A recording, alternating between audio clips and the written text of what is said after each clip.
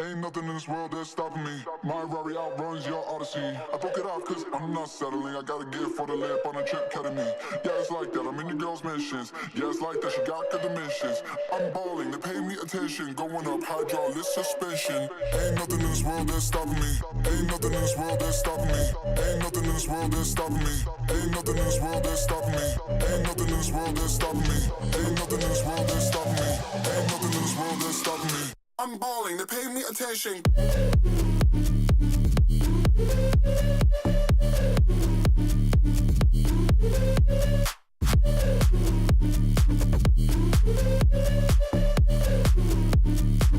I'm balling, they pay me attention.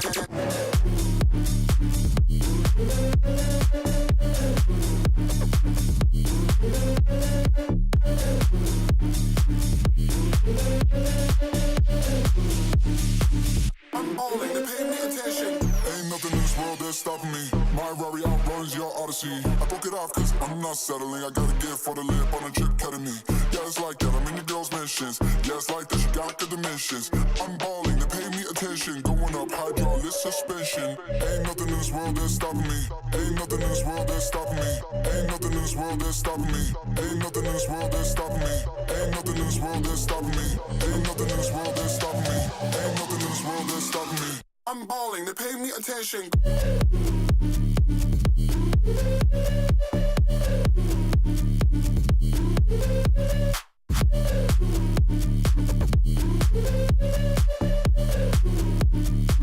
I'm balling, they pay me attention.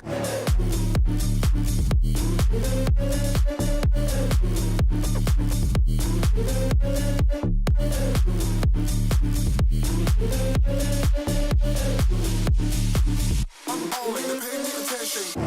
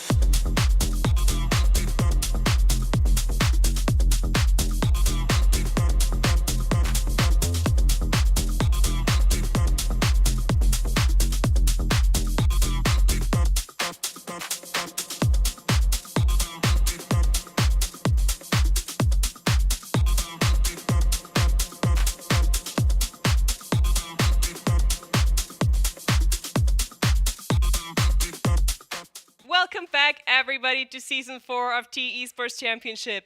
My name is Amy's House. I'm your host for this tournament, and tonight we are back with League of Legends. That's right, we're still in round 4 of the Swiss. We're going to take a look at which teams we have playing, which teams are already in the playoffs. As you can see, the first 3 beautifully magenta-colored names, Nightbirds, Team Excellent, and Team All In, which did go 3-1, and Nightbirds and Team Excellent just showed their excellence so much that they went 3-0 undefeated. We saw them yesterday. Bobber Gaming and Team All In had went 2-0 versus their opponents. But Bobber Gaming will have to win more matches if they want to get qualified into the playoffs. Today we will have Team 10 Euro Deal playing versus Bekoslava and Penguins versus Entropic. As you can see, Entropic is 2-1, Penguins are 2-1. And a Team Euro Deal, 10 Euro Deal is 1-2. So this is very crucial for them. If they lose, that's it, the end of the journey for them. And the same goes for Bekoslava. As you can see, they're 1-2.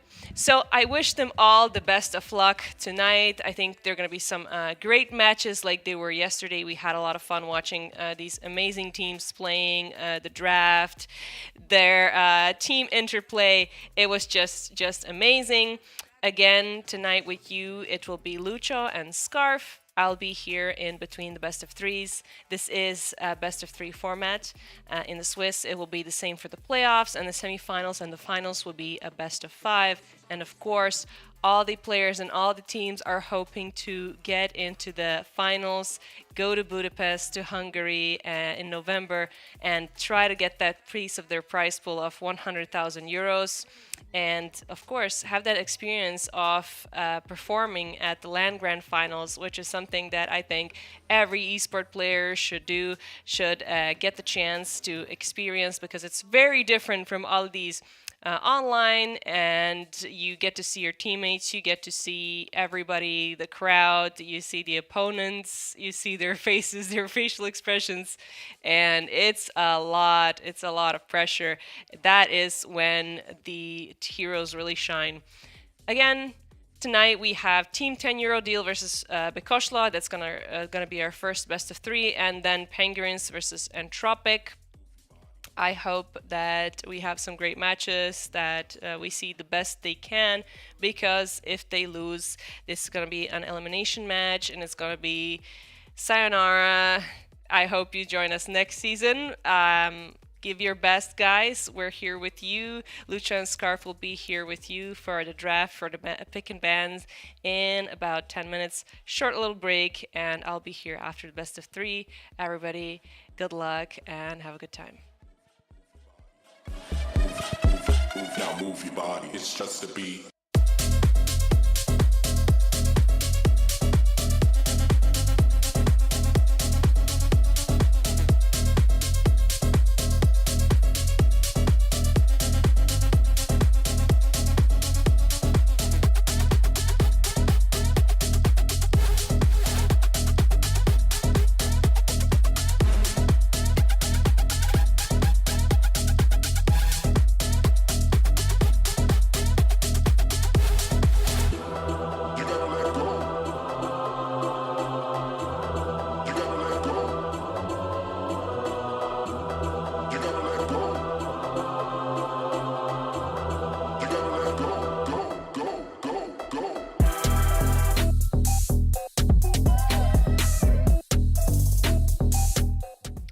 Hello everyone, welcome again to the T-esports Championship League of Legends discipline. I am Scarfara, and today I'm joined by me, by Lucho, and I'm just dealing with a lot of papers here, so I'll let you take this away slowly, because there's a gajillion papers here. Yeah, that a we lot have. of trees have been cut down in the backyard, which Team BC, judging by their profile picture, wouldn't appreciate. Yeah, As they that have is the true. beavers. Well, beavers also kind of eat trees, so I think we maybe did them Yeah, a but favor. for good reason. we helped them out a little bit. We just put ink on ours. But yeah, so the first one, again, is the elimination match. The second one, of course, is the potential promotion match to go into playoffs. So, Team 10 Euro Deal versus... I'm gonna do it. Team Bekostolva Ceg Birodalom, which to not bring up any controversies, we're gonna call them Team BC. Yeah. I think it's going to be fine. Yeah, I 100%. think they won't mind, as it is not in our native tongue, as they are a full Hungarian team, unofficial one. So yeah, and we're not Hungarian, guys, and we don't speak. Not Hungarian, not Polish Yeah. either, so pronouncing things has been a bit difficult for us, but let's just quickly jump into the pick and ban. Akali, Poppy, and Warwick. three, What is going on? Very funny bands, yeah. Maybe Poppy not Like what? not that much. Yeah, she's a useful counter pick, but Akali and especially Warwick, champion. I don't remember when I have last seen him played in competitive. I really don't.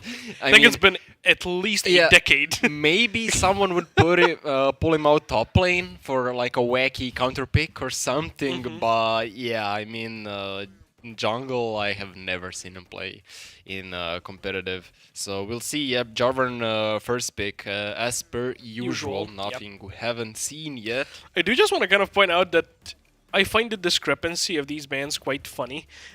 Because here you have like Akali, Poppy, and Warwick, Yeah. which is like question marks all over the place. And here it's normal bands. It's like Yunara, it's Kiana, it's the Rumble. Something that we've seen be quite good in this meta specifically. Rumble has just been a demon, honestly, these last few patches. So nothing really out of the ordinary, but the Wukong handshake will come through. It's going to be the two probably... most picked junglers, I believe, overall.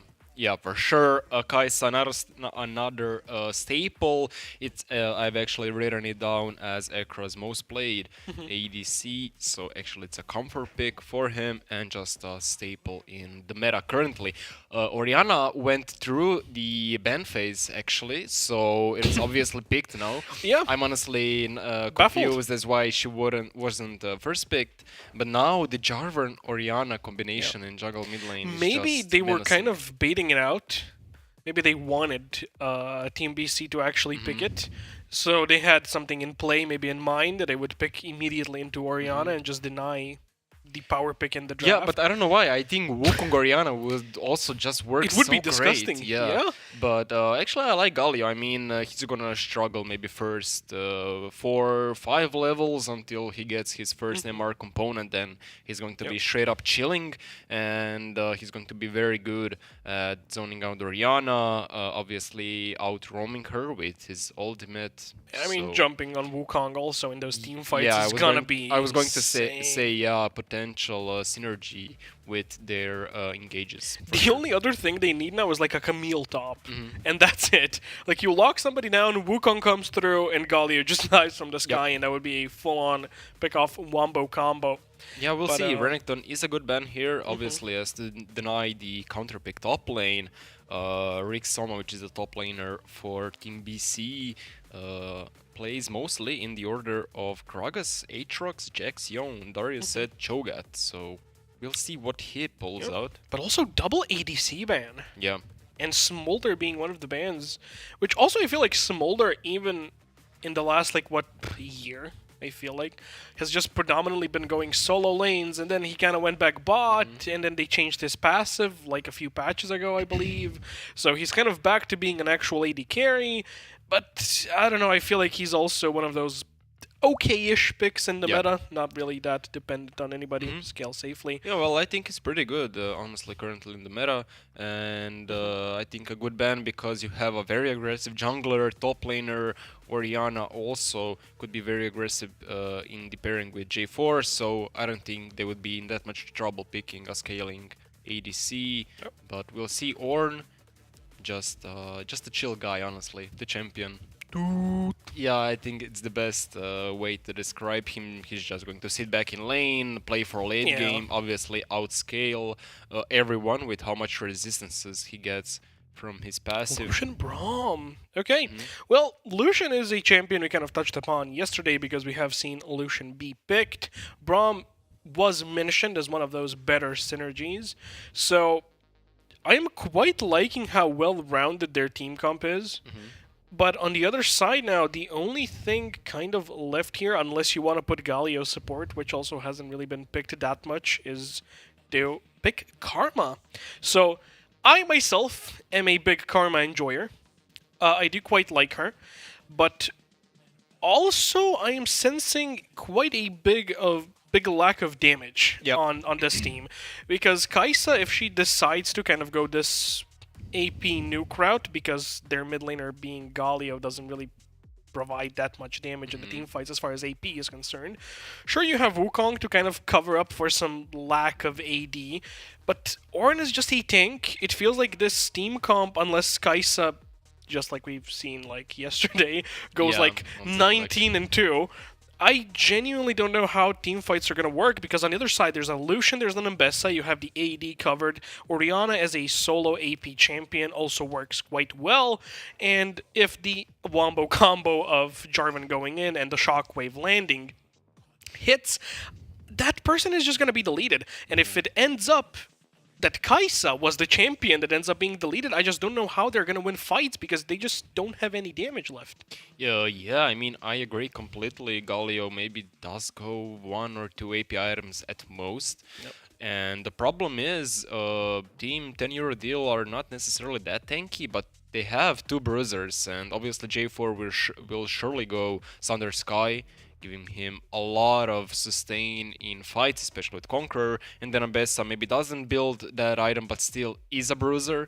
And with Conqueror stacked up, she's going to be chilling into Ornn, Galio, and Wukong. Yeah, absolutely. So yeah, all the damage needs to be put out from Kai'Sa, and it's such a straightforward condition for the enemy team. Just kill Kai'Sa and Yep, and that's it. You win the yeah, fight, no basically. threat left. Yeah, so we'll see. And And I feel like that's so rough, because even yesterday when we talked about Ambessa and how basically her ultimate is uncancelable. So if she hits an ulti, that's just one ability you have to watch out for. And then there's still a Jarvan who might just EQ flash on top of you, maybe just ult you. The shockwave probably coming directly from, that position. Lucian also, if he finds a good angle, if he finds a good ultimate. And if you as a Kai'Sa decide to dive in, well, there's a Braum. So it's just going to be, I feel like, really tough for Kai'Sa to even just try to play this game, because even in lane, like Lucian Braum 2v2 is so strong. Yep. Karma might provide those shields. She does obviously give her a bit more move speed as well, so there is a point of maneuverability that is quite good. And of course, with Redemption and the shields, she's going to be able to peel her a bit more than a normal, I suppose, support would be able to. But now I'm just kind of left wondering again. It's like, ooh, how do you play? How do you play as a Kai'Sa in this match? Yeah, I mean, I think in lane they don't necessarily have to permadie 2v2. I think Braum is really straightforward. The only gauge he has really is hitting that ranged Q. Unless, yeah, I don't know, jumps on a minion and basically attacks it to proc the passive. But with Karma's move speed and shield, I feel like Kai'Sa can get out pretty easily. But the problem is Braum is strongest as a defensive kiting back support, so there is one more obstacle for Kai'Sa, that is Braum in teamfights. Even if she does find an angle to pop off, he can just block so much damage. And also has exhaust. Yeah, and from Ornn as well, it's going to be so easy to deny his ult if it ever comes out in fights. Well, Kai'Sa is actually playing top lane.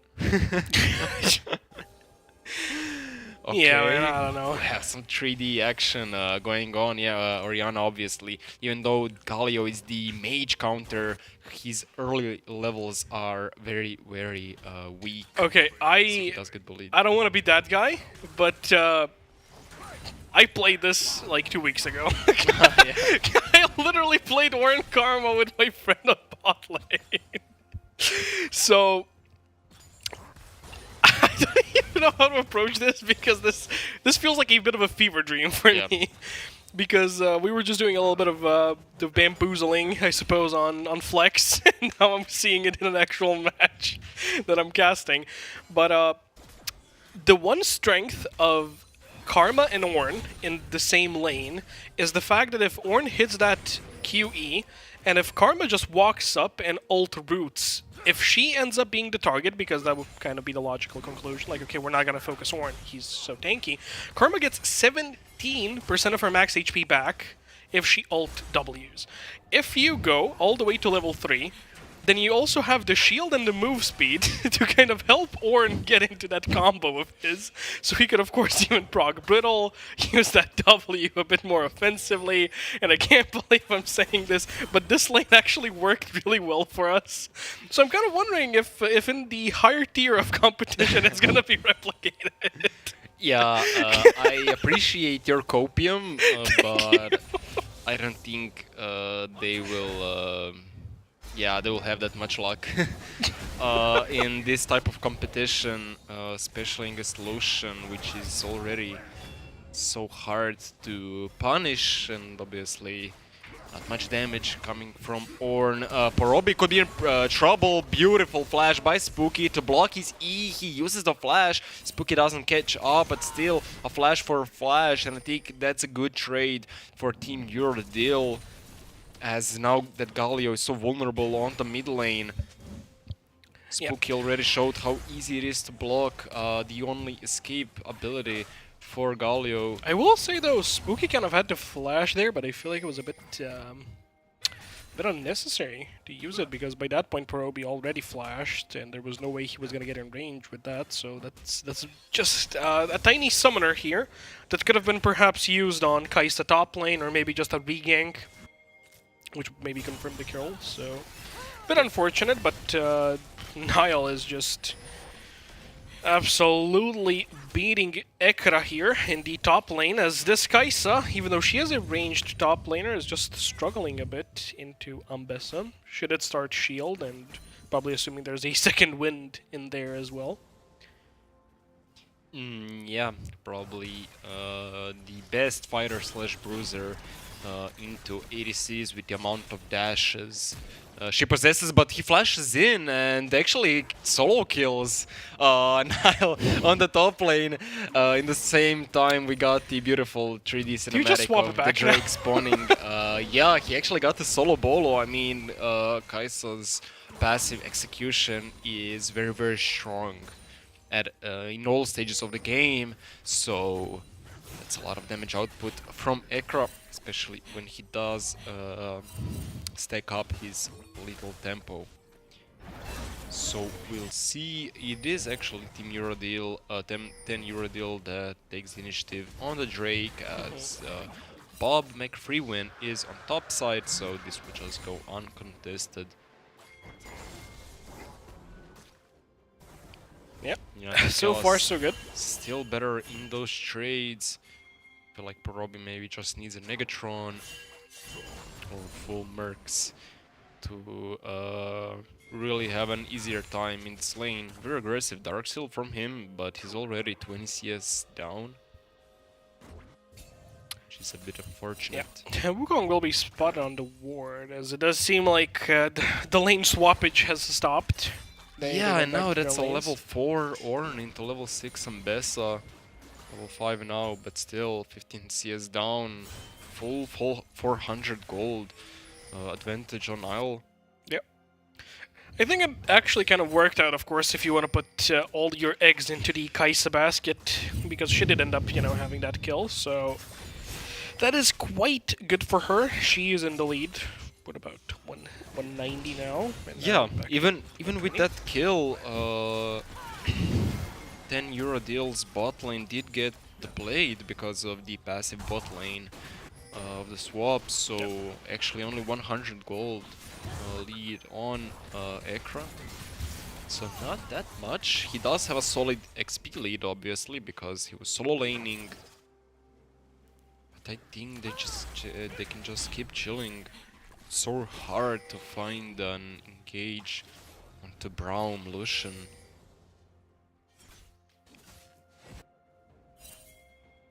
Yeah, I honestly just want them to swap back. I want to see more Karma Ornn. That's my only goal. Nice fight for the blue. McFreewin does secure it at the smite there and use his ulti. So now that's a big cooldown down, which will make potential skirmishes or ganks way harder. As obviously it is a very important ability. J4 obviously still has his, so that's a big advantage. Yeah, I mean the gold lead is slowly swinging back into the 10 euro deals. Oh, they might even go for the solo ball. The exhaust has been used onto Kai'Sa, but the jungler here has arrived at Kra, dealing a lot of damage. That's going to be flashes used for the bot lane of 10 euro deal. And now they might be even looking for a dive. Wukong came from the other side. The ult is going to be popped. They're trying to kill this wave. 3 minions left. Heal here has been used. I think Lucian's going to be deleted, but Karma falls as well. Ekra, oh, he was playing with fire, and now comes Orianna, beautifully pulling him back. The flash here has been used, so Braum could jump on top of him. That's going to be a freebie, and overall a 2 for 2 with Orianna still catching the wave. I think that's worth. But still, Beck does take the kill, which is very unfortunate, especially because Nafkela used his flash there. But still, there's 600 gold ahead of Parobi, and they're looking good. Obviously, Alvarez got the kill on Zerichu on the dive. Spooky maybe finds himself in a bit of trouble here, trying to invade for those chickens, but actually gets out pretty easily. Parobi still doesn't have that much damage. Another lane swap, as we do see Lucian now pointing his gun towards mid lane. Spooky looking for that engage. Is going to be a double knock. A beautiful follow-up there by Braum, but here comes Galio. The hero's landing, charming, or taunting rather, 2 people. It's going to be one who unfortunately dies. Bob couldn't get out of there in time. Zerichu probably will be next. And even though it was a good angle, it was a good counter-engage from Galio, he really is the only one who survives that interaction. Yeah, and now there's a lot of gold on Everest. Obviously, 500 gold ahead of Ekra, even though he got a solo ball on top lane, even though he is 2-0, 20 CS down, and obviously Everest did get some plates, so that's a full Essence River now finished. Kel also getting some plays on bot lane. The TP is going to come from Parobi. But it looks like such a solid start from Team Ted. 3k gold ahead, even more almost 3.5. They are looking solid. Every single member is ahead of their counterparts. We're going to see this skirmish. Once again, Spooky, obviously beautiful combo. Zericho did have flash there, but he opted to stay because of Perobi dropping his ult, but nobody here deals any damage from Team BC except the Wukong, which was the first target, so everybody else is just target dummies to hit. And yeah, it doesn't look good. Yeah, Kaisa even kind of losing her advantage in gold, as it's now swinging into Lucian's favor, but by 360 gold. So 700, the entire top side is ahead, even the support is ahead. Obviously, gold lead being around 3.5k now for Team TED. Rick here will be looking to kind of just slowly but surely run away. That his W will not be interrupted by anything. Yeah, but that is half of his HP gone from one rotation of abilities. 800 gold advantage that Nile has stacked on top of Rixoma, and he's struggling so much in this lane, which was expected. But still, you need to control how much you lose, because there will be no time to eventually outscale. Yeah. I do love what TED is kind of doing now, as they're slowly moving towards the enemy jungle, just warding everything, enabling the Jarvan, or Spooky in this case, to kind of build up even more so of a gold lead than he already has. Avarice now trading aggressively onto Ekra. It does seem like they're going to dive this Galio. He is quite tanky. I don't even know if they can kill him. But look at it. Like, we just got two fights going on at the same time. Perobi kind of living. I don't really know how long he has left. The W here will connect. Looking like it's just going to be a donation to Spooky. But that was a freebie on the side lane, as Jarvan was just where he needed to be. Yeah. Yeah, for sure. He's abusing the lead he got very, very nicely. Obviously much stronger than McFreeman with his full Thunder Sky. And it looks like very smooth macro play from TED. Now they have built up an even greater lead of 5.5k gold.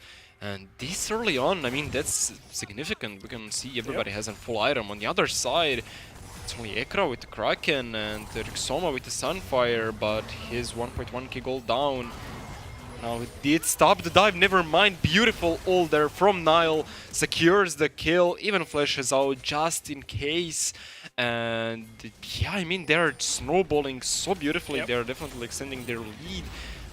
Will probably get the first turret. I mean, they have already taken so much plates. Nile's on the run. The shield is so great. The redemption comes in, and Bob McFreeman with only the components doesn't deal that much. At the end, it's Nafkela that gets the kill, giving him his first kill of the game.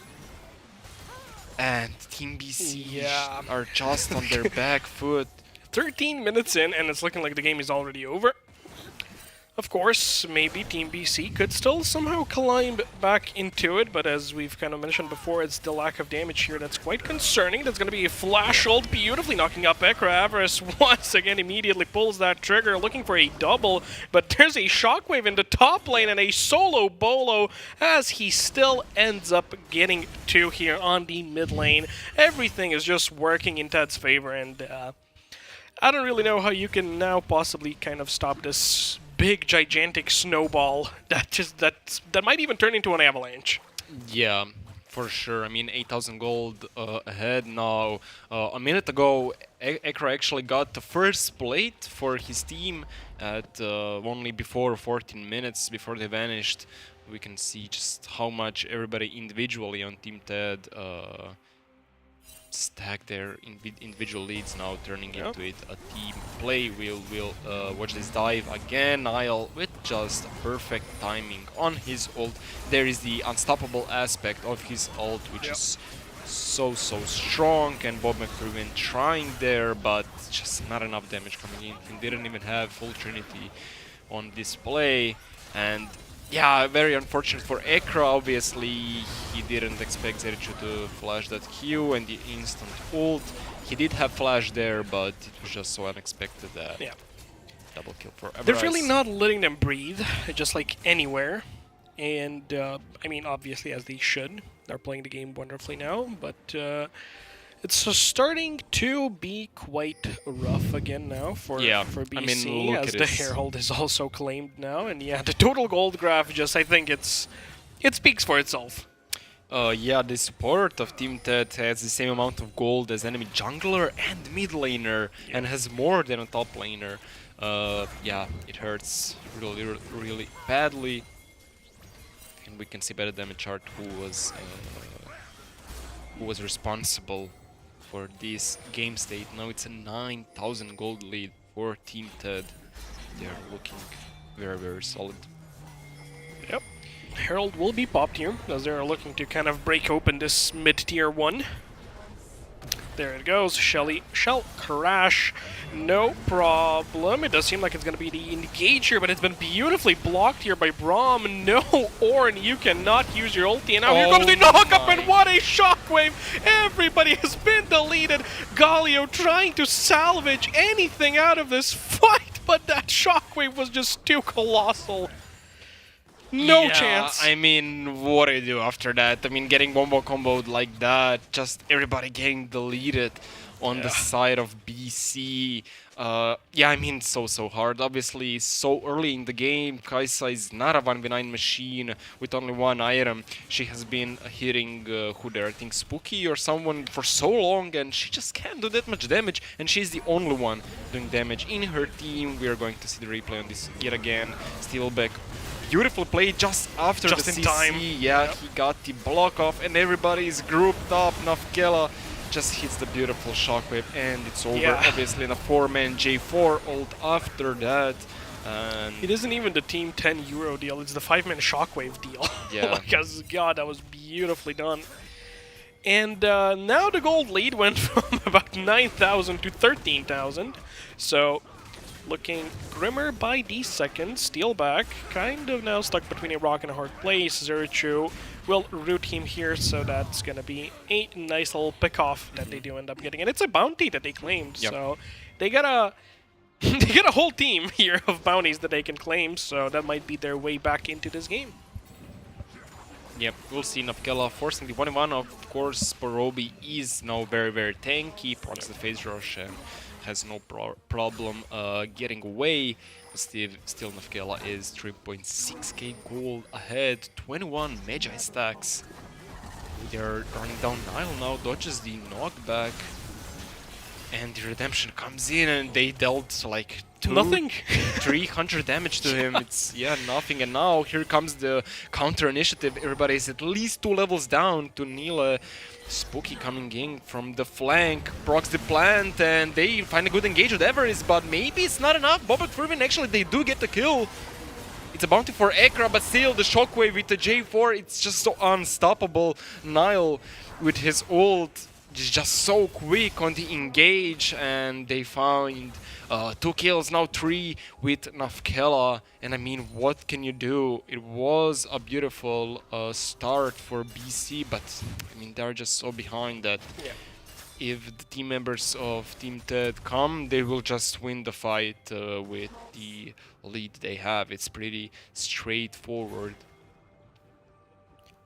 19 minutes in, and it's been feeling like a century. Yeah, and kill per minute for our Team Ted actually. 20,000 gold, and yeah. I mean, not to be biased here, but from the text on paper, this was an expected outcome. As Team BC seems just like a team of solo queue players. I couldn't find any competitive experience for them. And here comes one more fight from Team Ted, just deleting Zericho off the map. Bob McFreeven is as free, and now here is Rexoma with no teammates beside him dying. And 3 members down now for Team BC. It's obviously going to be a lot of material damage for Team Ted, but yeah, as I was saying, no really competitive experience. They're all solo queue players hovering around 100 LP picks, 150. Porobi is actually 430 LP.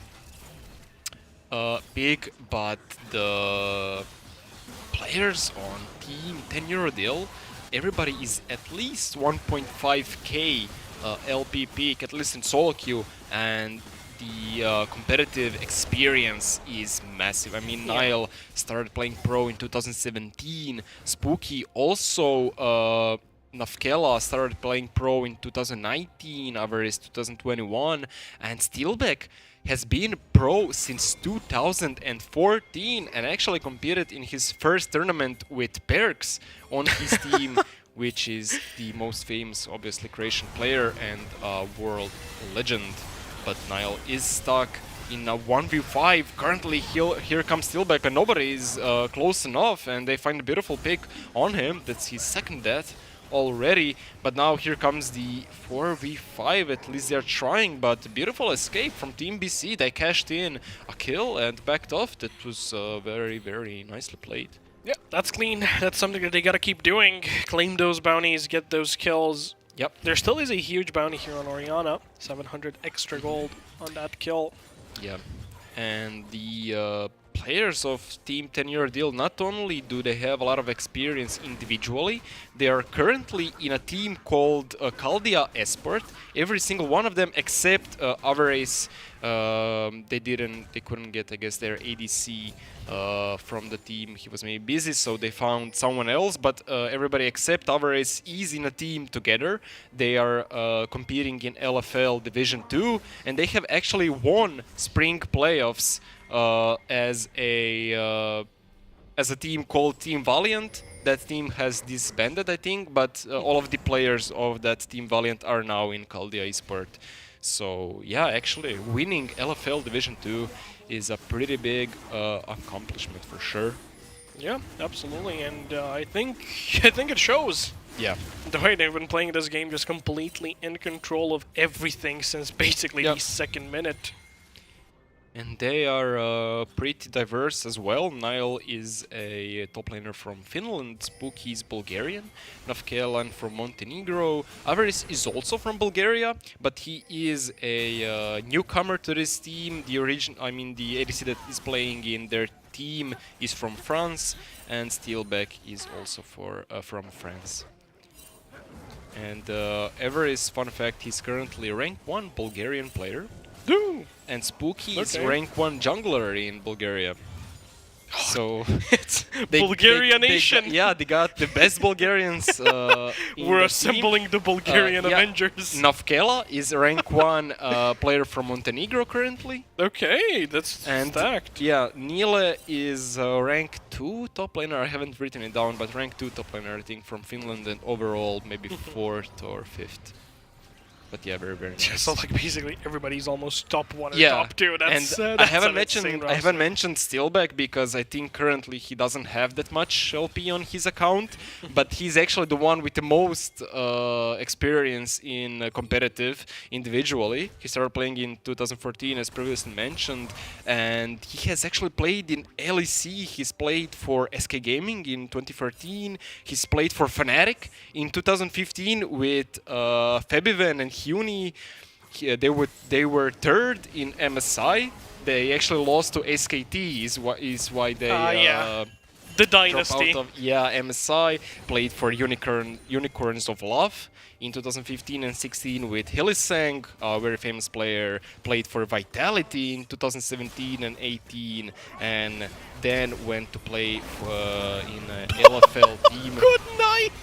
Another shockwave there just landed onto Ekra, and it's just been the one thing we've been mentioning, and that's how do you play as Kaisa? You just can't. Yep. There's a Jorvan EQ ulting you, and there's a ball on him. And that ball's gonna spin, and that's gonna be a shockwave, and that's gonna bring your HP down to 0.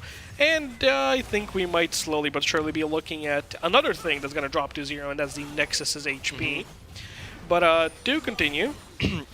But I was going to say for Steelback, he actually started playing as an ADC player, and he did play as an ADC in LEC, and I think around the time when he started playing in LFL, he actually switched to support. Oh yeah, like a Zen situation, kind of.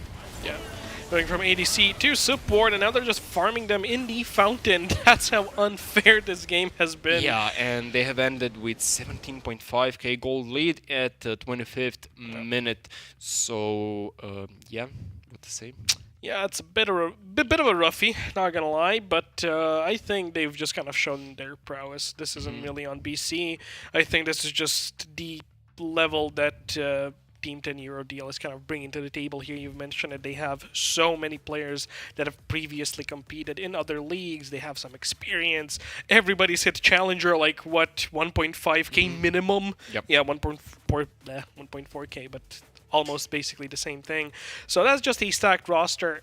BC, they do still have a chance to kind of bring it back here. It is the elimination match after all, so you never know. Could be over for them, but we'll find it out when. Yep, after the short break.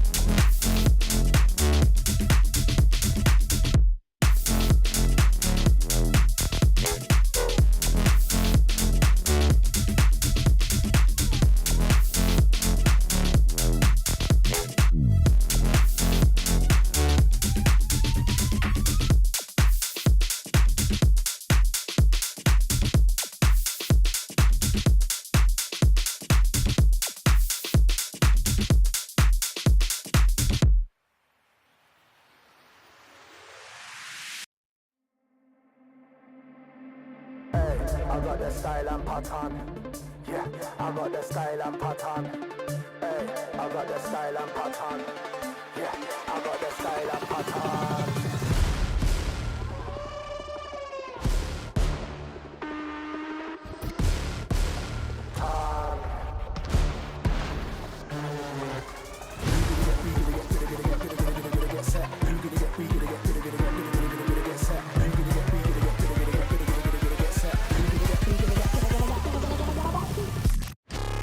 Big bad bass for your head top. Bass for your head top. We're back after what was just a complete and utter stomp. I don't really want to beat around the bush. It just, I think it all started to go wrong in the draft phase. I think that's where things kind of took a dark turn. I think they overdrafted into tankiness and they just didn't really have any damage left. Kai'Sa being the only damage dealer who evidently couldn't really play the game, considering that everybody was always on top of her in every single team fight. So, how do you even approach this draft now? Do you go blue side, pick more damage? Do you go red side, get counter picks going? Maybe you kind of bet on the individual skill of your solo queue players. What's gonna be the angle? Yeah, I think now that the mid laner or Porobi of Team BC has used Galio, that is his second most played champion, I think he's going to go for mage or something that actually deals damage, and I hope he does.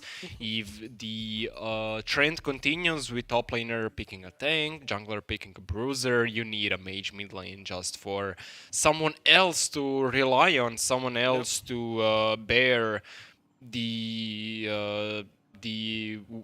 weight of the entire team. I mean, Nekra just couldn't do it alone. He was doing the best in his team. The swap did kind of work out with him getting first blood, with him having a lead, but the CSing wasn't great, and the swap did allow Everest to get a plate.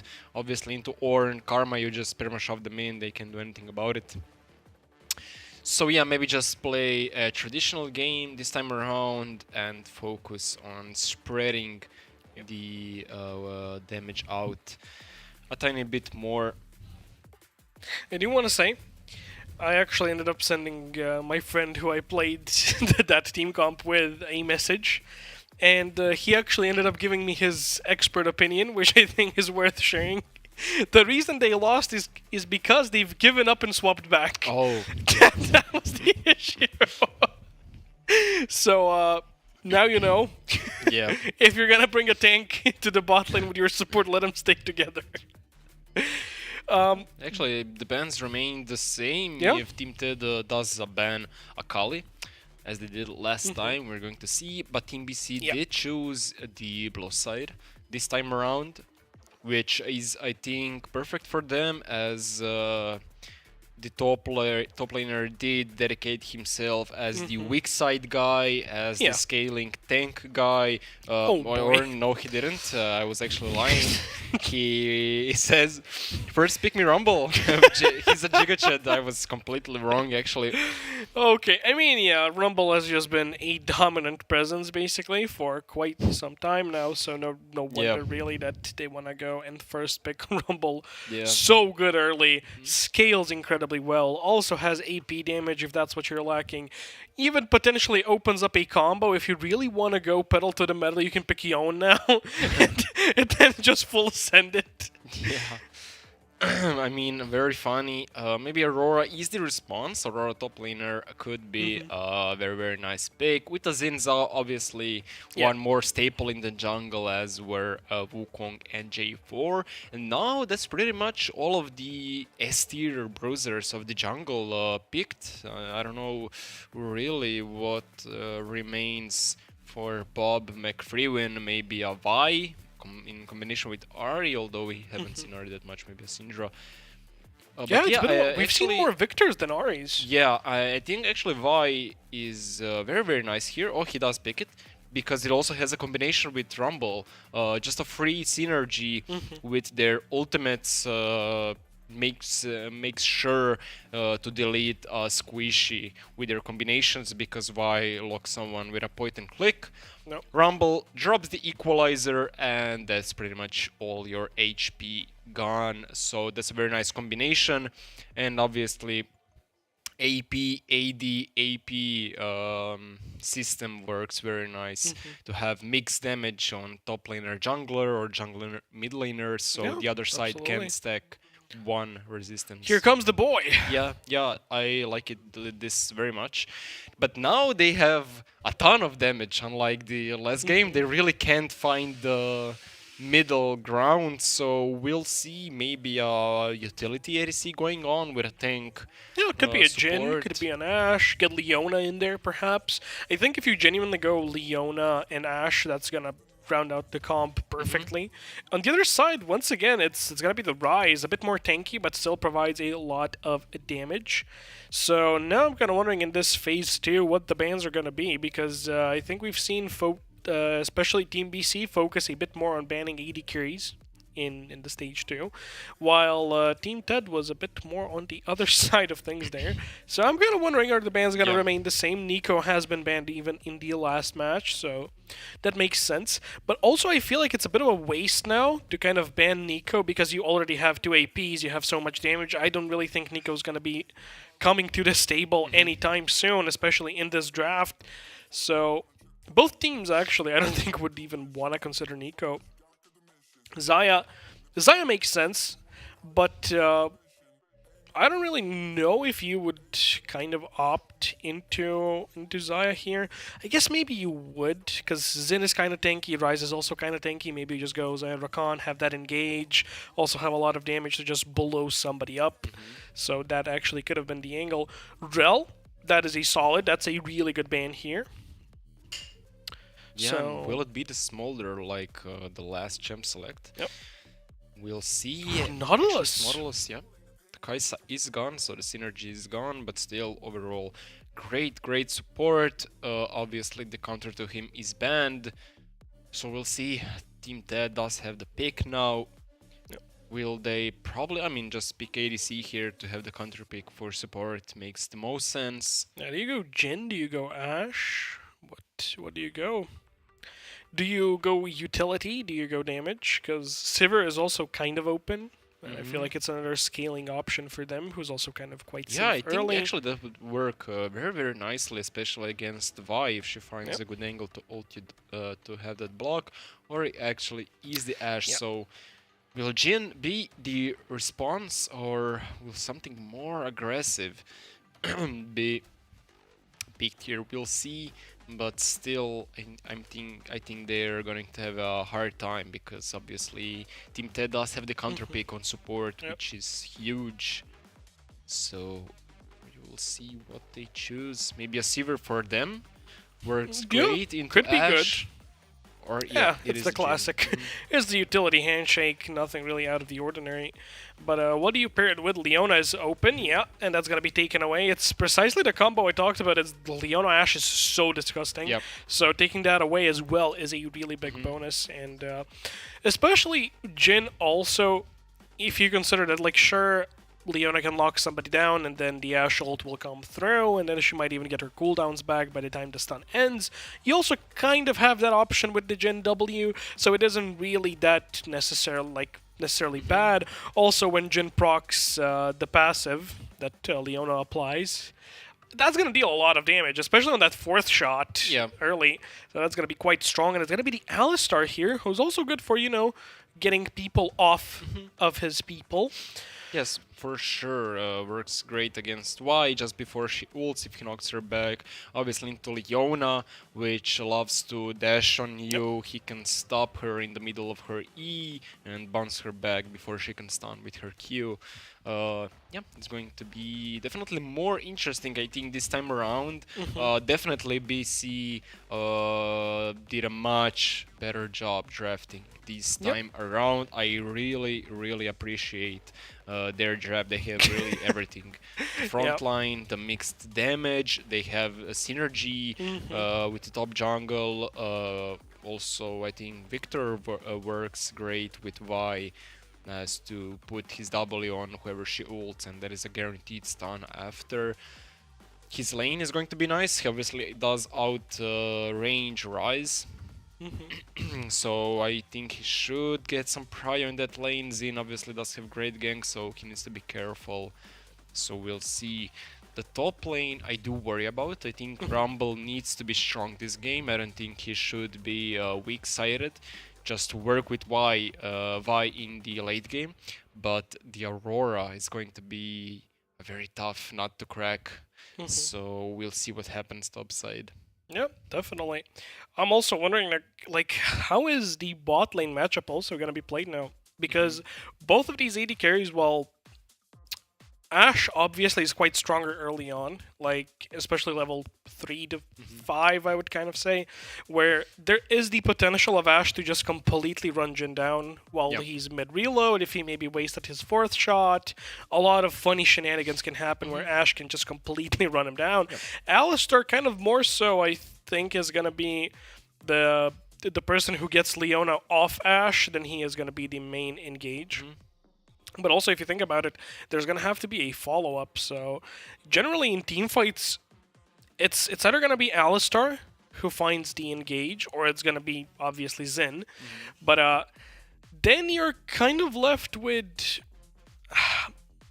not that many great peeling options, I would argue. Because sure, you have the Rise W that can stop somebody for a few seconds, but if they end up kind of getting on top of your carries, and 3 of them are kind of... Rise is semi-tanky, but he still isn't necessarily a big tank. And I feel like, especially with just the Rumble Vi combo, anybody can get completely blown up to smithereens. So I wouldn't really put it as that good of a thing. Because if Xin isn't really first on the engage, then he's going to probably have to pop his ulti to get somebody away from the carries. And if he engages, Alistar is probably going to have to be the one to kind of maybe fend somebody off. If they both go in, I'm scared that maybe their backline just gets completely deleted because Leona still has her ulti, which is a ranged stun. And the follow-up, you know, could be deadly, especially from Jhin. Like, somewhere downtown, he connects that W, he pops his ulti. The Rumble has a very, very long range with his ult. Maybe not a lot of people realize or can visualize just how big of a range he has. He has a huge range on the start of his ult, and then he can extend it for a very long distance. So he can be at, let's say, red buff and throw the ult down mid lane if the Leona ult connects or a stun connects. So yeah, we'll see. At the end of the day, it all depends on how the players play it out. Yeah.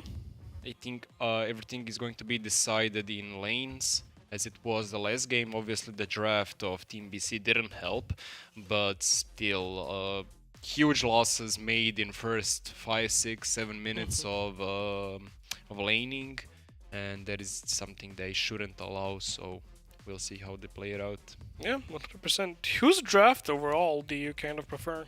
I think I prefer actually BC this time Really? around. Yes. Oh, okay. How come? What are like the main reasons you would say? Yeah, I don't know. I mean, we have seen a lot of Rumble Vi last season, which I guess is not so meta-ish maybe now. Maybe because Vi is not that strong. I think Rumble is pretty strong currently. But yeah, just a classic Wombo combo. You have a lot of damage, so obviously you pick... you don't pick a hyper carry ADC, you pick something that can help out in fights. Leona is beautiful because you're not tanky, so you have that very, very tanky front line. You don't have a lot of CC, so Leona also works, and Victor just a pretty good meta mage. So yeah, all around I think it's a pretty well versed and nice team comp. Yeah, nicely rounded. But yeah, generally. It's also, as you said before, the first one is the elimination, the second one is the game to kind of go into playoffs. So, overall, do you think this is the comeback angle, or do you think it's going to be a 2-0? Yeah, unfortunately, I would love to say so, but there is just such a big difference individually and as a team between these two teams. I mean, 4 out of 5 players on Team TED are currently in a LFL Division 2 team. they have won. I think I have written, yeah, Spring Playoffs 2025, so a couple of months ago, and they have so much experience in solo queue, in pro. Yeah, I don't think you can beat that, even with a 10x worst draft, even with a, I don't know, DC. Still, you can lose so much in lanes and come out on top later on in the game. Yep. Wekra, very confident. Actually, I like it a lot with Dark Harvest Jhin. He Beast. doesn't have cleanse, so we'll see. Will he be punished for that? Obviously, Zerichud needs to block the Ashe ults. I mean, obviously, cleanse would be useless pre-6 on the lane. There is nothing to cleanse, really, except the slow, maybe, or the Alistar E-stun. But the Ashe ult can be pretty quick and unpredictable, so he needs to be very, very careful. Especially because Alistar can just push back the Leona if she is trying to block for the Jhin. And yeah, we will see. So far, nothing really out of the ordinary. Some trading, nothing else really going on. As it has been quiet since that first game.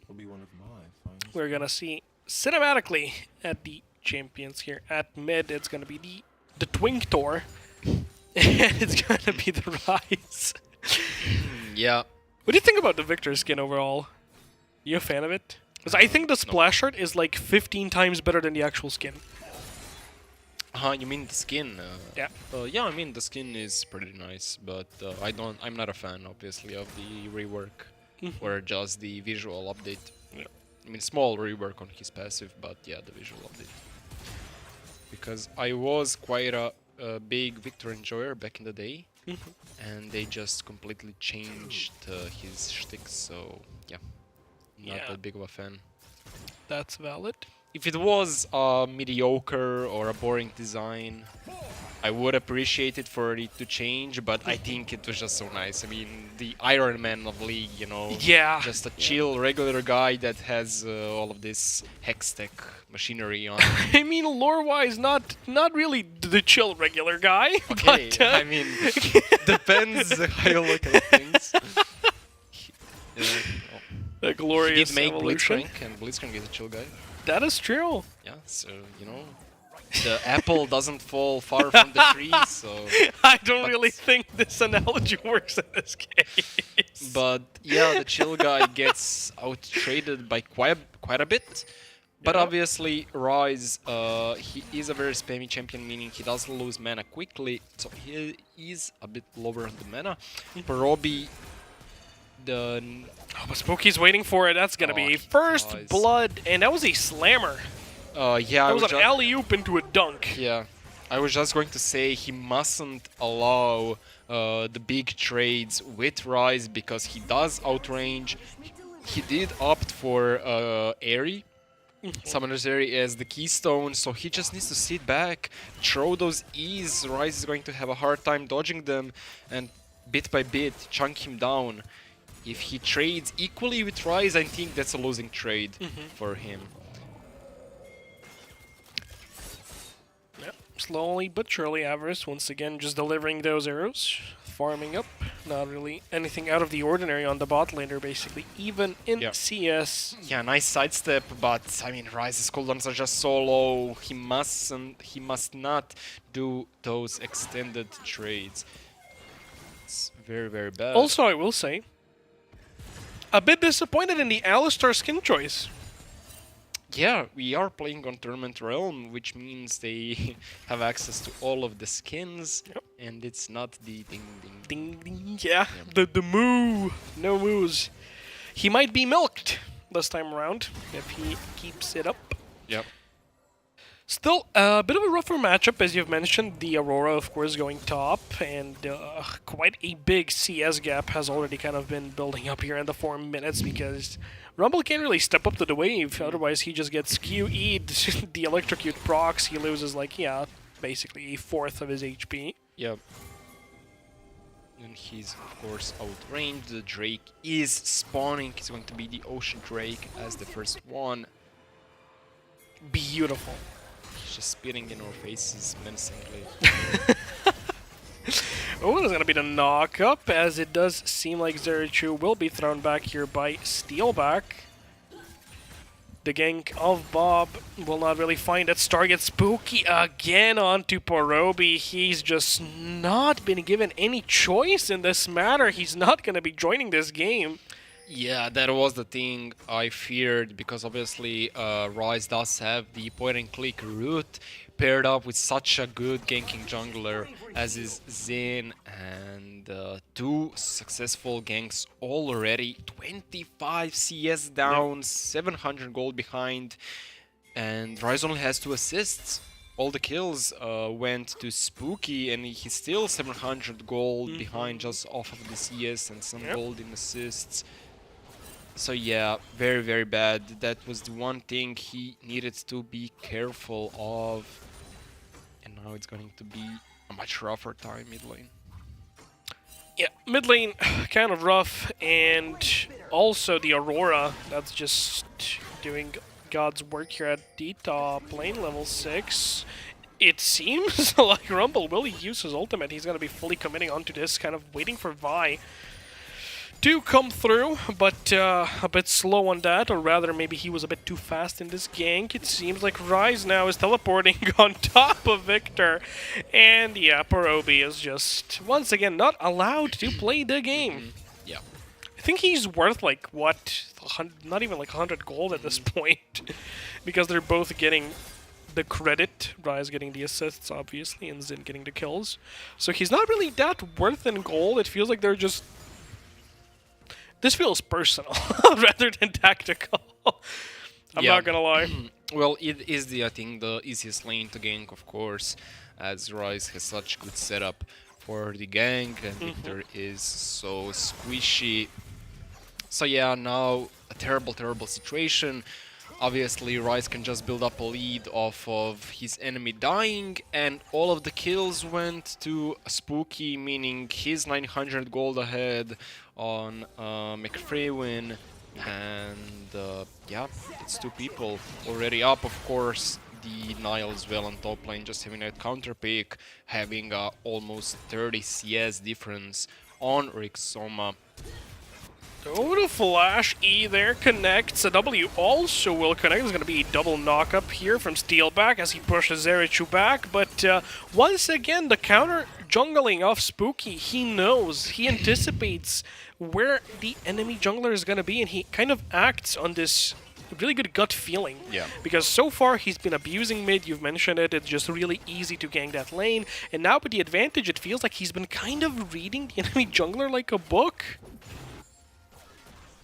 All of those gank attempts, and I think there have been 2, maybe even 3 here at the bot lane, they can capitalize on it. Yeah, so already overall 3,000 gold, a lead on Team Ted's side at 8 minutes. Definitely detrimental. Beautiful ult there from Nile. Does get CC'd, but still Porobi takes so much damage, trying to help out his jungler, but he doesn't actually die. No, Nile is the one in problem. Beautiful flash for Bob McFreewin, taking him down. 1v3. Spooky trying to trade something back. Does take down Zerichu. Now, do they get away with this? And it seems like they do, and definitely a worth 1-for-1 for them, but unfortunately Spooky being so ahead, paired up with his mid laner, does get the grubs. Yeah, So maybe fortune that's favors not the best. bold. Yeah. So it feels like after a lifetime of Porobi not being able to play the game, he actually ended up getting out of this one, and that's going to be quite important, as he's going to be on time to catch this wave now on mid. Alistar, or Steelback in this case, slowly warding around that bot side jungle. The Drake has not been claimed by a single team yet, even though grubs now have been claimed. So I'm wondering, is Zin just going to clear wolves, go back, maybe get that Drake? I don't really know how much gold he needs now to get first item, because I feel like once he does get get it, it's going to be quite rough to play. The W was good onto Avarice. It does seem like Zerichu once again is looking for that engage, but Ekra, oh, he now needs to run away. Steelback popping his ultimate as Avarice is just free firing. He's being quite fast, and even now Rise has arrived. The W will not be used, as I think maybe he was looking to kind of lock Jin down, but it won't even be necessary, you know? He got there on time. He's now doing a drive-by, essentially helping his jungler with the Drake, and just will chill, get in time to catch the wave on mid as well. So the lead is just becoming bigger by the moment. 3.6k gold lead. Yeah. And obviously Bob McRaven does need to hover his ADC, as it's so easy to die with Alistar, especially having both summoners up, Ekra not having his flash up, being so low. And even Spooky here hovering, I guess they're smelling Bob McRaven. Not yet spotting him now, spotted him. He just goes in so confidently because of how ahead he really is. I mean, look at how confident he is. He goes for a flash on Ekra. Ashult misses, but it's a secured kill. And now it's a 3v3 with a TP. Nafkela coming from mid lane. Next down is Bob McRaven. Double kill for Spooky, and they are just so tanky. There is no damage coming from Team BC. Porobi under the turret in a 1v4 situation. Triple kill for Spooky. And actually, it was an ace as Nile got a solo kill top lane. Yeah, Team BC is falling apart. Yeah, this might be Jover, brother. This was beautifully done. I think he wanted to kind of insect Jin, maybe deliver it to Avarice, but Barobi, even with the TP that was right on time, everything was played so well from his side. He's just so far behind. He's basically doing 0 damage, and then he's kind of left here all alone.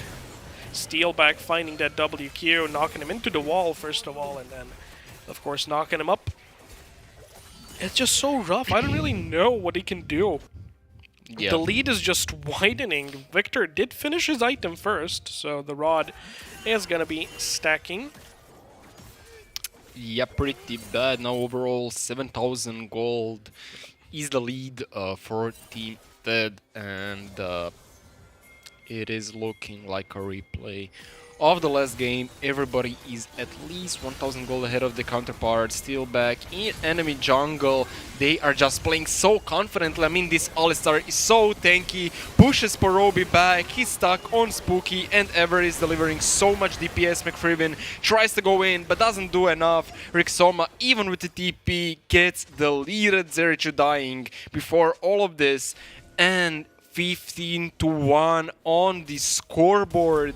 Ekra stuck under the turret all alone. Yeah, okay, this is now turning from a match to cyberbullying, which is quite unfortunate, as it feels like Team BC really cannot do anything. Like whichever lane you really want to focus on, like everybody is behind. Yeah. The only small gap is between supports, and when I mean small, it's 1,000 Yeah. in 13 minutes for gold. Like gold-wise, it might be good here if they catch Avarice. It does seem like the ult here will be but pop, they- but Spooky Oh, he helps him. does! Oh, he actually ended up kind of not helping him though, because the shockwave from the smack ended up killing him. He actually killed his ADC because he did use his Q, so there was no way of him killing Everest. So. What a fiesta! But yeah, he does get one bounty, but still it is a 15 kill difference. It is a 11.1 thousand gold Yeah. of a difference in the gold between these two teams. Yep. What do you do now? What's the counterplay? What do you even do? Do you maybe hope that Rumble gets to like 2 items and then just try and do something big with his ulti? Yeah, but I don't know, he doesn't solo carry Porobi, obviously such an immobile mage, beautiful knockback from Steelback, but his team is coming in. If they don't finish him, they are in trouble. He does get out alive, but they won't commit to anything else, although they are in a 4v2 currently. And they're They are chasing them. still- Yeah. This feels like an episode of Scooby-Doo. Like, honestly. Yeah. And obviously, 4 members being bot side does allow for the other members of Team Ted to do some damage on mid lane, top lane, getting prio, maybe poke turrets a tiny bit, opening up the map and accelerating the tempo of the game. Still 3 members bot side, so Spooky having a feast in the enemy jungle. He's 50 CS though. My god. Yeah. That's just so rough. It feels like Vi couldn't really do much if he tried ganking, if he tried helping. It feels like Spooky would read him and then that gank would backfire and Spooky would just pick up every single piece of his jungle. And rinse and repeat. Yes, they are now getting the Rift Herald. They did get every single objective on the map. I think they do already have the feats of strength, although it is not showing because they did get feats of warfare and the first turret, I think. So yeah, I mean they're just dominating. 12,000 gold lead for Team Third. No, Zerchu has been spotted. As the support item shield here will pop. They might be looking for a re-engage, and the ulti here lands onto Rise. W connects as well. Jin will immediately start firing away with his ulti. Here also comes the redemption, but he can't capitalize on these mispositions. They got no damage. Porobi now has been rooted. Here comes the re-engage. Rise slowly kiting back, and it's going to be the insect here. Slowly but surely, as everybody will fall. Unfortunately for them, it's a bit of a wallet slap. They can't capitalize on the mistakes of Team Ted. Yeah, I mean, nobody's dying on their side. Alistar, they're tanking so much damage, and they just can't take him down. Nile just having fun under the opponent's turret. And yeah, it looks very, very straight forward. 13,000 gold lead now, getting their second Drake of the game. Yeah, getting a tier 2 as well Yeah. on mid lane. And now they're going to, of course, try and leverage all of the pressure that they have kind of built up throughout the map, all of the vision they have. Like, the amount of deep vision they have on both of the sides here is quite astonishing. So I think this might just be a split it up angle, go for tier 2 top, go for tier 2 bottom. I don't really know what's the next objective. Otacon is spawning in 2 minutes and 45 seconds, so you probably push the lane where he's gonna end up spawning, grab that, keep snowballing, as Victor or Porobi is once again not allowed to play the game. 0, 7, and 1. Yeah. So very, very tough. Of course, the Rift is going to allow them to accelerate the material damage even more, and they're just so menacing. I mean, wherever they go, Alistar has no problem tanking, engaging. Ekra doesn't even have a full. Actually, he does have Infinity Edge, but it's a sole item. For, he even knocks up Ekra. Very aggressive double kill for him. They are chasing down Rick. Soma flashes out, but still, they are making such a strong initiative here. Every single member alive, 3 down on the side of Team BC. They will get his inhibitor. Welp. And they're just going for more. Bob McFriven trying to find engage. Nice ulti, but there is no one to finish the kill. That means he is the one in danger of Cola living with 1 HP, but everyone else is dying on the side of Team BC. Ekra, the sole member alive, has no hope. I respect in the defending attempt. this. Yeah. And it seems like, oh, the Rise ult for the dive is just so disrespectful. And the lead that they will end the game with is even bigger than the one last game. 29 in 19 minutes. to yeah. That's last game, I remember they had 19 kills at 19 minutes. Now they have 10 more. Yeah. My god. And the lead, yeah. as you've said, being 19,000, it's just a bit of a stomp. Yeah. And that is, I think, officially the fastest game, other than a forfeit, which is technically 0 minutes played. But I do think that, at least on stream, this was the fastest game that we kind of witnessed. Yeah, so very, very unfortunate. I think Team BC definitely did put up a good fight, getting so far in this tournament. But I mean, this series they got paired up against colossals, Yeah. demons even. So yeah, it was expected, but still a valiant effort from Team BC. I did like the draft this time around, but just it didn't work out individually. Yeah, congratulations to Team 10 Euro Deal, as they are still in contention. They are 2-2 now, Yep. so one final chance is gonna await them. I don't know if they play tomorrow or Monday. Of course, we're gonna have a schedule somewhere, as we're not sure ourselves. But that's still one more opportunity to make it into Yep. the playoffs, go to Budapest, get that big chunk of money that you might be looking for. But all in all, that would be it for the first best of three here. We're gonna bring back Amy here to the studio. We're gonna take a small break before that, and we'll see you in a bit.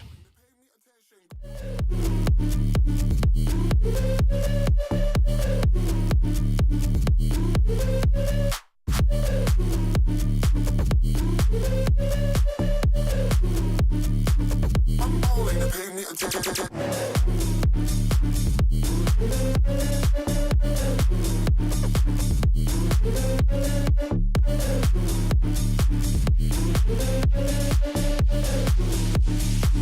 I'm balling, they pay me attention.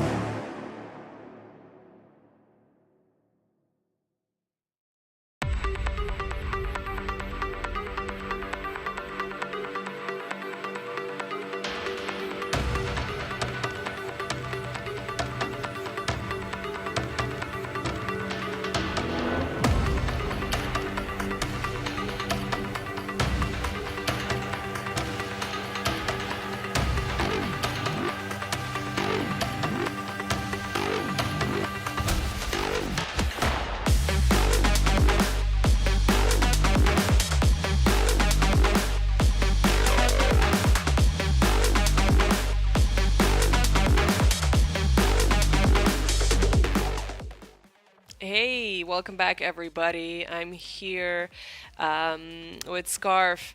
Now, that was a very easy, very smooth 2-0 for Team 10 Euro Deal. Bekoslova, they had a kind of an unfortunate streak in this tournament from the beginning, and yeah, I'm sad to see them go. As I said, they can always come back next season, but yeah, playing versus such a team with so much experience, the players being so experienced, with years and years and years of playing in different teams, it was quite a tough feat.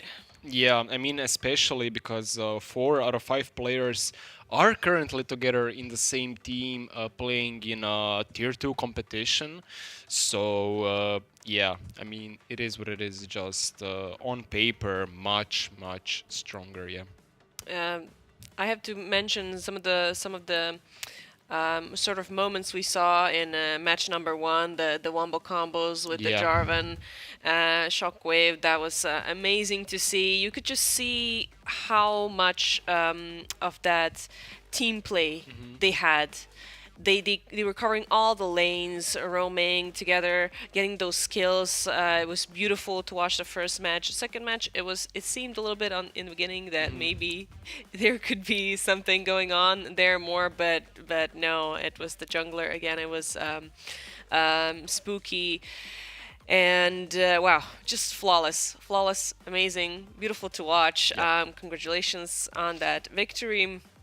We have another matchup coming. We have Penguins versus Entropic, also experienced players, and I would say maybe there would be more back and forth in this match. Definitely. What do you think? Yeah, I think so as well, as of course Penguins are a bit of solo queue, streamers, personalities, and Shopping being an established team. And in this first series, we did have 4 really pro players against 5 just not that high elo solo queue players. So definitely, I think the second series is going to be a bit closer match than a bit more back and forth. and they're definitely playing for that spot in the playoffs. So the stakes are a little bit higher. Again, if whoever loses is still in the game, we have still so many days of League of Legends, of the Swiss. So we'll be watching a lot more players, a lot more teams getting their second chances. Sad to see Bekerslava go, but yeah, maybe next season. A lot of teams came back. We saw Bobber Gaming. They were great. They still need that one victory to get into the playoffs. We'll be checking that out after the second best of 3. So stick with us. We're gonna go for a short break and back with Penguins versus Entropic.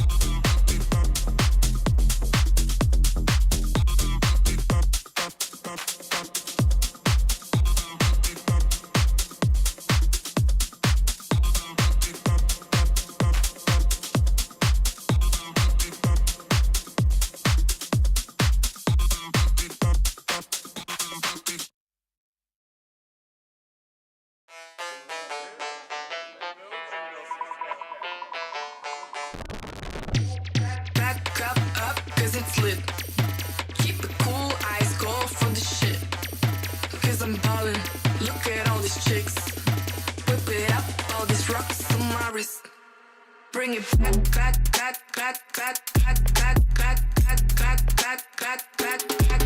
bring it, keep it back. Look at all this, bring it.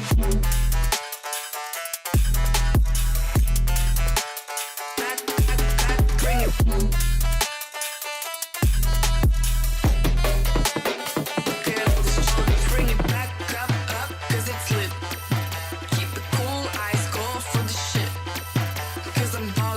Look at all these chicks, whip it up, all these rocks on my wrist. Bring it back.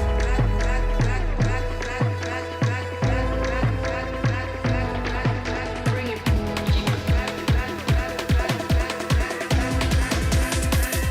all this bring it back,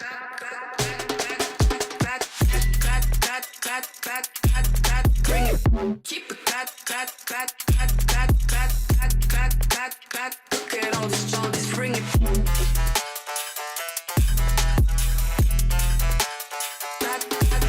Bring it. Look at all this bring it.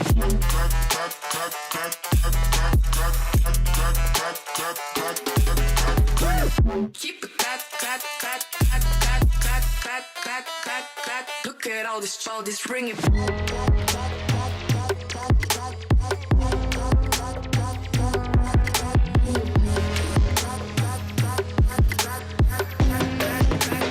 Look at all this bring it.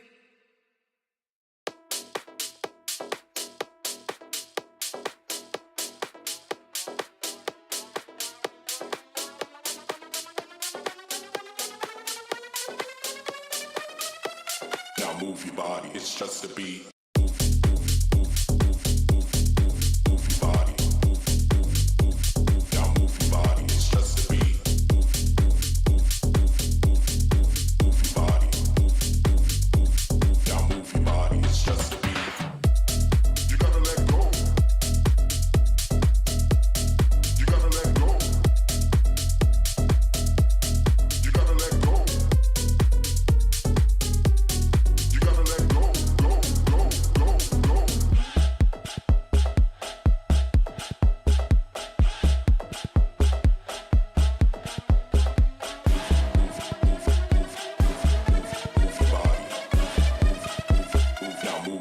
It's just a beat.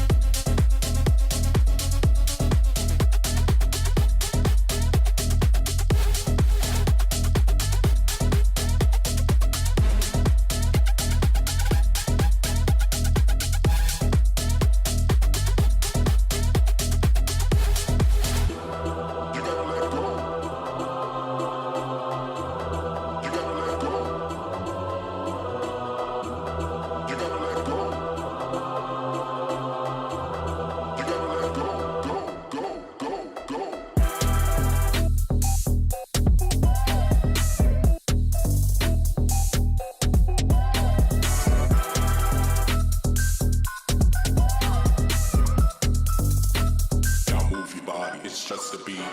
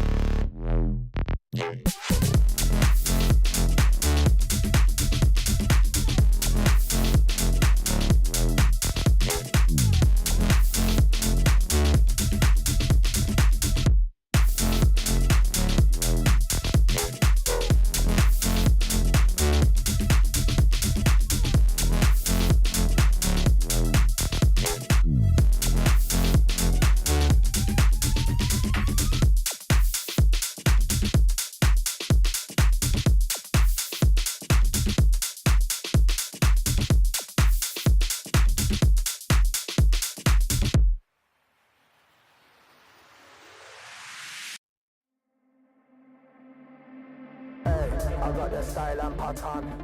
Yeah, I got the style and pattern. Hey, I got the style and pattern. Yeah, I got the style and pattern.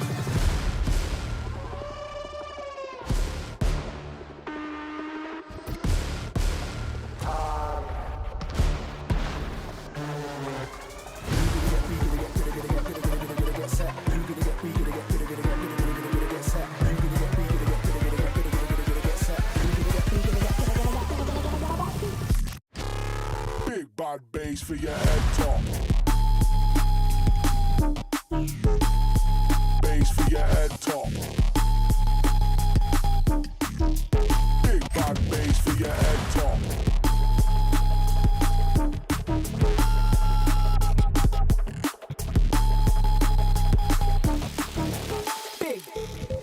Head top.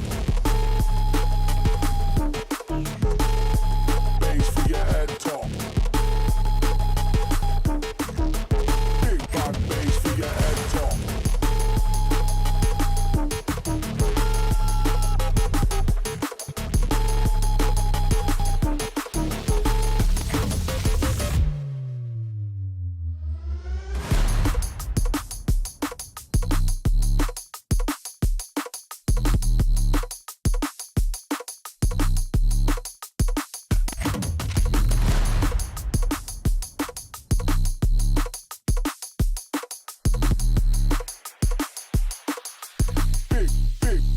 Big bad bass for your head top.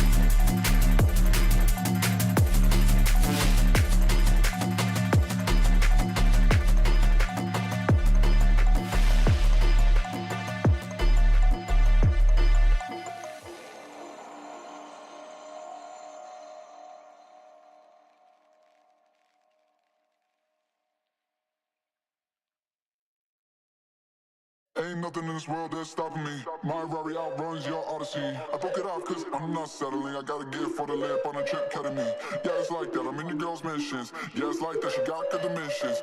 I'm balling, they pay me attention. Going up, hydraulic suspension. Ain't nothing in this world that's stopping me. Ain't nothing in this world that's stopping me. Ain't nothing in this world that's stopping me. Ain't nothing in this world that's stopping me. Ain't nothing in this world that's stopping me. Ain't nothing in this world that's stopping me. Ain't nothing in this world that's stopping me. I'm balling, they pay me attention.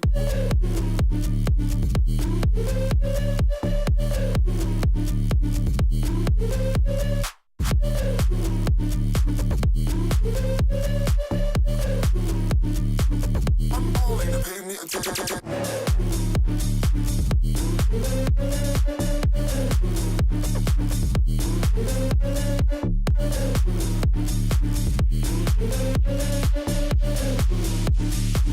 I'm balling, they pay me attention.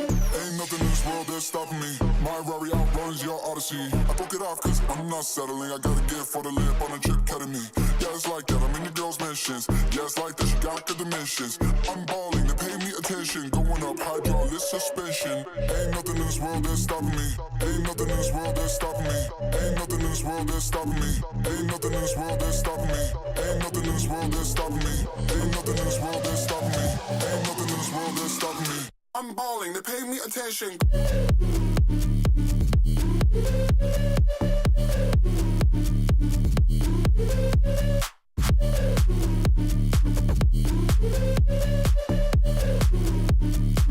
I'm balling, they pay me attention.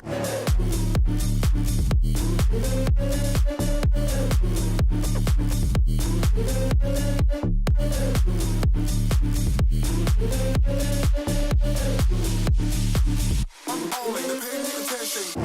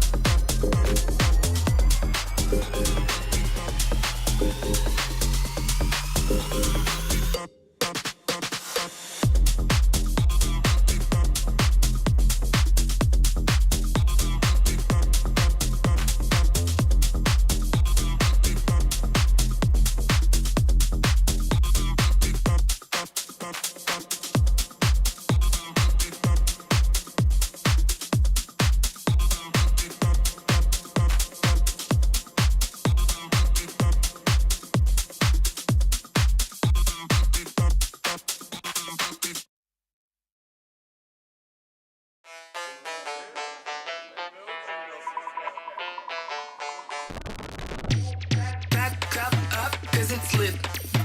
Keep it cool, eyes go for the shit. Cause I'm ballin', look at all these chicks. Whip it up, all these rocks on my wrist. Bring it back, back, back, back, back, back, back, back, back, back, back, back, back, back, back. Bring it, keep it back, back, back, back, back, back, back, back, back, back. Look at all this, bring it.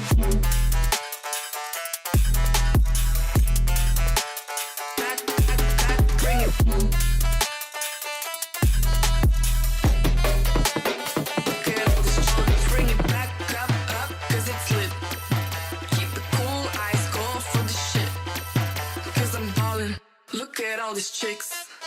Whip it up, all these rocks on my wrist. Bring it back, back, back, back, back, back, back, back, back, back, back, back, back, back. Bring it back, back, back, back, back, back, back, back. Look at all this, bring it back, back, back, back, back, back, back, back, back, back, back. Bring it, keep it back, back, back, back, back, back, back, back, back. Look at all this, bring it back,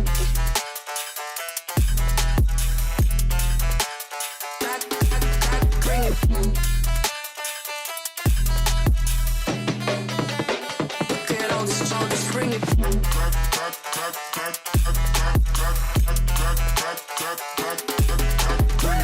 Keep it back, back, back, back, back, back, back, back, back, back. Look at all this, bring it.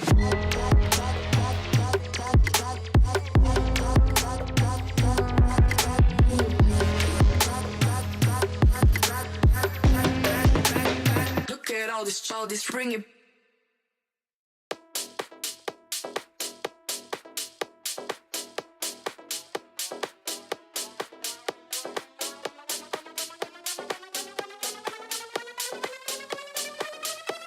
Now move your body, it's just a beat.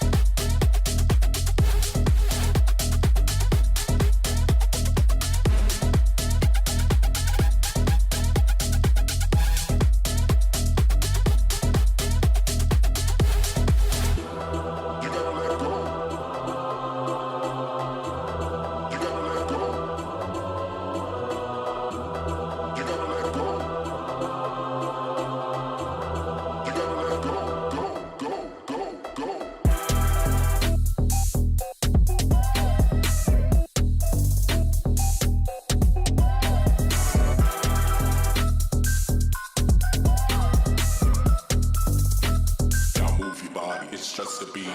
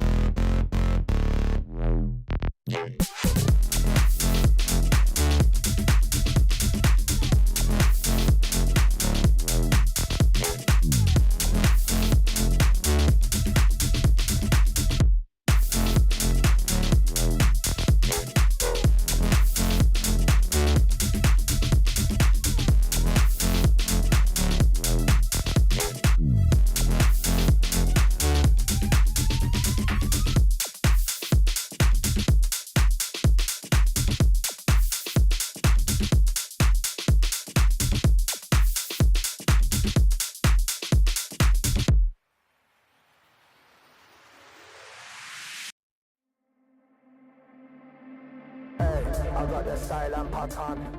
Yeah, I got the style and pattern. Hey, I got the style and pattern. Yeah, I got the style and pattern.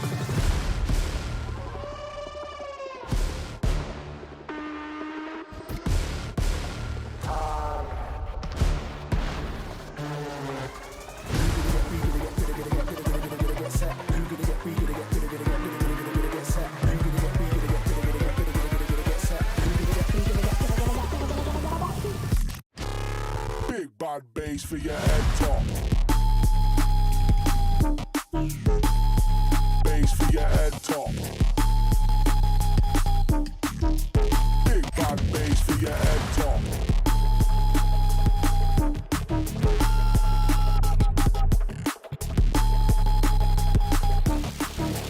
Big Head top.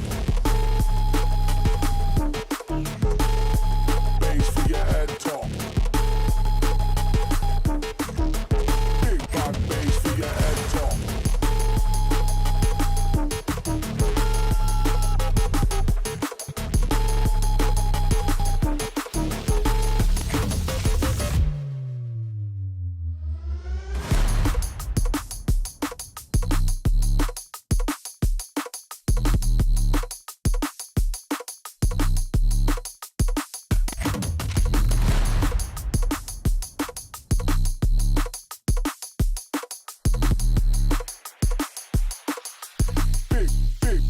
Big bad bass for your head top.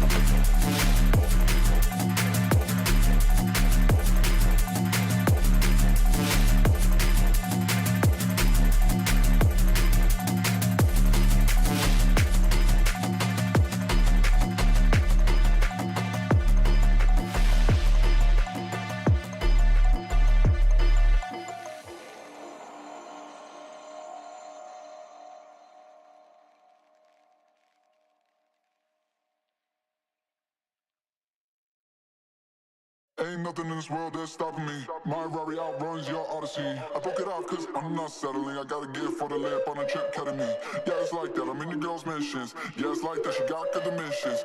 I'm balling, they pay me attention. Going up, hydraulic suspension. Ain't nothing in this world that's stopping me. Ain't nothing in this world that's stopping me. Ain't nothing in this world that's stopping me.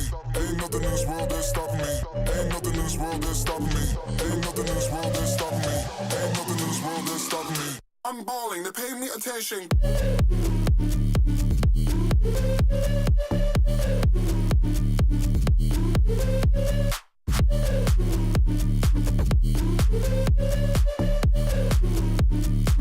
I'm balling, they pay me attention.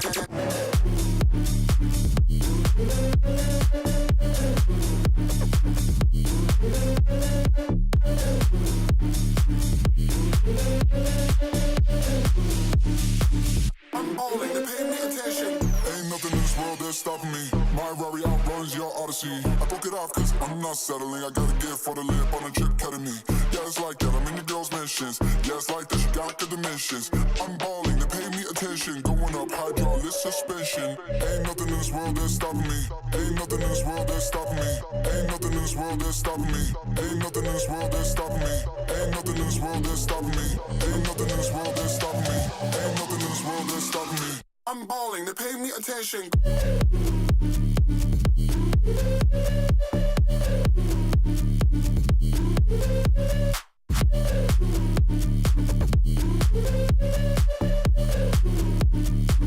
I'm balling, they pay me attention.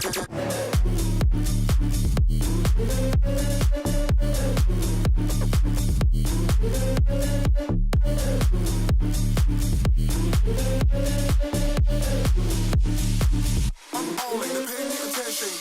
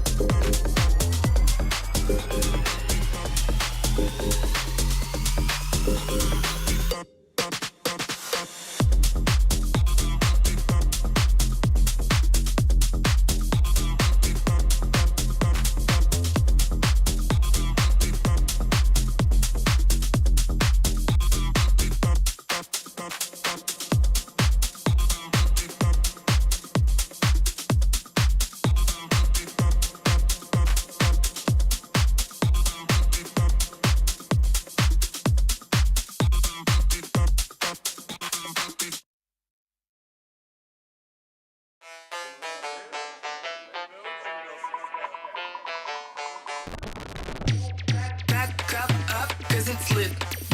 Keep it cool, eyes go for the shit. Cause I'm ballin', look at all these chicks. Whip it up, all these rocks on my wrist. Bring it back.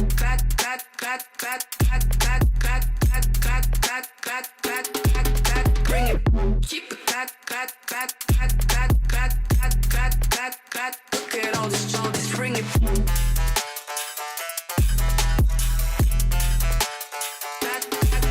Bring it. Look at all this, bring it back up, cause it's lit. Keep it cool, eyes go for the shit. Cause I'm ballin', look at all these chicks. Whip it up, all these rocks on my wrist. Bring it back.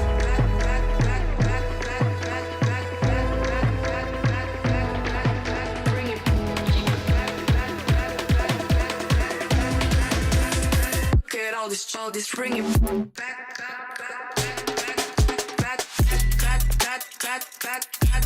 Bring it. Keep it back. Look at all this, bring it.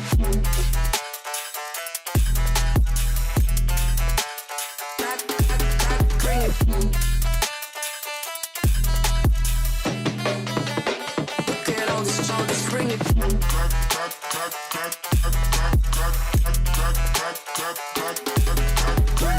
Keep it back. Look at all this, bring it.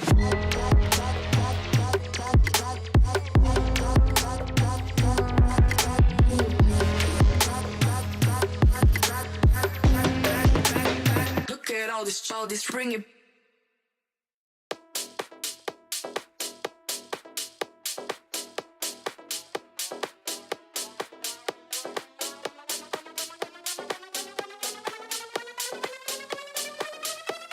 Now move your body, it's just a beat.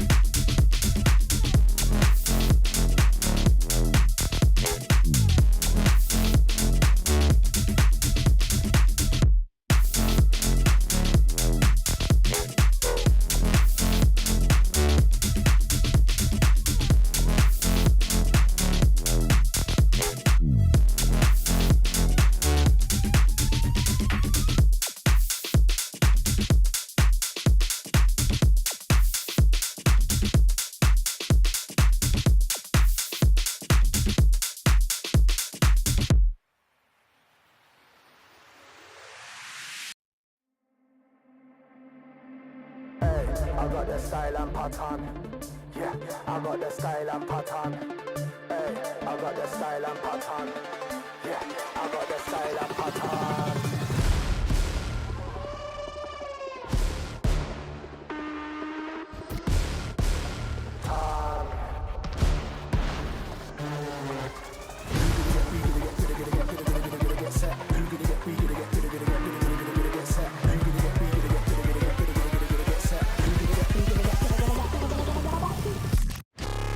Big bad bass for your head top. Bass for your head top. Big bad bass for your head top.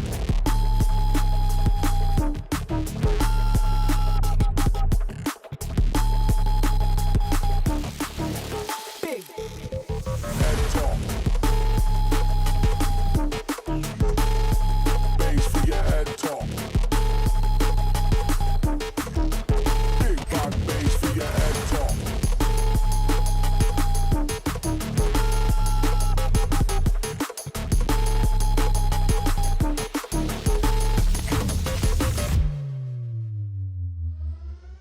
Hello everyone, we are back at the second series of today between Penguins and Entropic.